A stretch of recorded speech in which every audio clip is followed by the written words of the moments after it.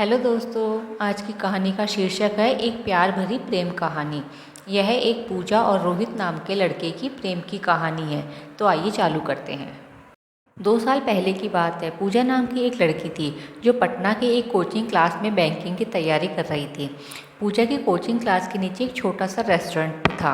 पूजा और उसके फ्रेंड अक्सर क्लास के बाद उस रेस्टोरेंट में चाट या छोले भटूरे खाने के लिए जाया करती थी, क्योंकि उस रेस्टोरेंट के चाट और छोले भटूरे काफ़ी फेमस थे। एक दिन पूजा का बर्थडे था, तो पूजा के फ्रेंड्स ने एक प्लान बनाया कि क्लास खत्म होने के बाद हम लोग नीचे के रेस्टोरेंट में पूजा का बर्थडे सेलिब्रेट करेंगे। क्लास खत्म होने के बाद पूजा के फ्रेंड्स ने पूजा को नीचे रेस्टोरेंट में बुलाया और पूजा को उसके बर्थडे का सरप्राइज़ दिया। अब सभी कोई मिलकर बर्थडे को सेलिब्रेट करने लगा। उस रेस्टोरेंट के काउंटर पे एक 24 साल का लड़का कैशियर का काम करता था। जब पूजा और उसके फ्रेंड्स बर्थडे सेलिब्रेट करने के बाद रेस्टोरेंट से बाहर जाने लगे, तब उस लड़के ने पूजा को आवाज़ लगाई। लड़का: मैम, ये हमारी तरफ से आपके बर्थडे का छोटा सा गिफ्ट। Puja: thank you. रात को जब पूजा ने उस लड़के के द्वारा दिए गए गिफ्ट को खोला तो देखा कि अंदर एक छोटी सी प्रिंसेस थी, जो कि एक पेड़ के नीचे बैठी थी, और उस गिफ्ट के अंदर एक लेटर था। पूजा ने उस लेटर को पढ़ा। उसमें लिखा था: पूजा, आप बहुत ही मासूम और प्यारी हो। जब भी आप रेस्टोरेंट में आती हो तो मेरी नज़रें सिर्फ आपके चेहरे को ही देखती रहती है। आपकी मुस्कुराहट को देखकर मेरी भी चेहरे चमक आ जाती है। वैसे मेरा नाम रोहित है। अगले दिन जब पूजा और उसके फ्रेंड्स रेस्टोरेंट में आए तो काउंटर पर बैठा रोहित पूजा की तरफ देख रहा था, लेकिन पूजा ने अपनी नज़रें झुका ली और अपने फ्रेंड से बात करने लगी। अब जब भी पूजा रेस्टोरेंट आती तो रोहित की तरफ एक झलक देखती और फिर उसे इग्नोर करने लगती, और इसी तरह कुछ दिन बीत गए। रोहित पूजा से बात करना चाहता था, लेकिन पूजा की तरफ से कोई जवाब नहीं मिलने के कारण रोहित भी बात करने की हिम्मत नहीं जुटा पा रहा था। जब क्लास के बाद पूजा रेस्टोरेंट आती है तो देखती है कि काउंटर पर रोहित की जगह कोई दूसरा लड़का बैठा है। पूजा सोचती है कि शायद रोहित की तबीयत खराब होगी, इसलिए वह आज काम पे नहीं आया।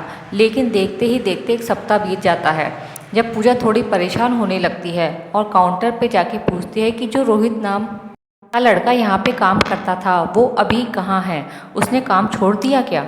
काउंटर पे बैठा लड़का पूजा को कहता है कि नहीं, रोहित भैया ने काम नहीं छोड़ा, मालिक ने उन्हें मार्केट वाले रेस्टोरेंट पे भेज दिया है। अगले दिन पूजा उस मार्केट वाले रेस्टोरेंट पे जाती है तो रोहित को देखकर उसके चेहरे पे एक मुस्कान दिखने लगती है। रोहित पूजा को देखकर तुरंत काउंटर के बाहर आता है और कहता है: मैम, आप यहाँ पे और आपके फ्रेंड्स नहीं आए? पूजा: नहीं, बात ऐसी है कि मैं कुछ काम से मार्केट आई थी और मुझे थोड़ी भूख भी लगी थी, तो मैं यहाँ आ गई। रोहित: अच्छा किया मैम, आप बैठो, मैं आपके लिए कुछ लेकर आता हूँ। पूजा: आपका नाम रोहित है ना? रोहित: हाँ। पूजा: मुझे आपसे कुछ बात करनी है, क्या आप कल मुझसे क्लास के बाद मिल सकते हो? रोहित: ठीक है मैम, कल मैं क्लास के बाद आपसे मिलूंगा। क्लास खत्म होने के बाद दोनों मिलते हैं। पूजा रोहित से कहती है कि देखो, आप मुझे अच्छे लगते हो, लेकिन मैं इस प्यार में नहीं पड़ना चाहती हूँ। मुझे अपनी पढ़ाई और कैरियर को देखना है।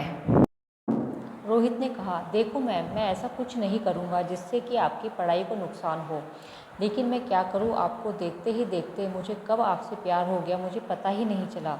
अब दिल चाहता है कि अपनी पूरी ज़िंदगी आपके साथ रहूं। पूजा रोहित की बात सुनकर वहाँ से चली जाती है। रात में पूजा सिर्फ रोहित के बारे में ही सोच रही थी, क्योंकि पूजा के दिल में भी रोहित के लिए प्यार जगने लगा था। अगले दिन शाम में पूजा मार्केट वाले रेस्टोरेंट में जाती है और रोहित को एक लेटर देकर वहाँ से चली आती है। रोहित जब उस लेटर को पढ़ता है तो उसमें लिखा रहता है: रोहित, मुझे भी अब तुमसे प्यार होने लगा है। यह पढ़कर रोहित को खुशी का ठिकाना नहीं रहता। वह उस लेटर को चूमता है और अपनी जेब में रख लेता है। तो इस तरह से पूजा और रोहित के प्यार की शुरुआत होती है। तो दोस्तों, ये थी हमारी आज की कहानी। आपका क्या कहना है इस कहानी के बारे में?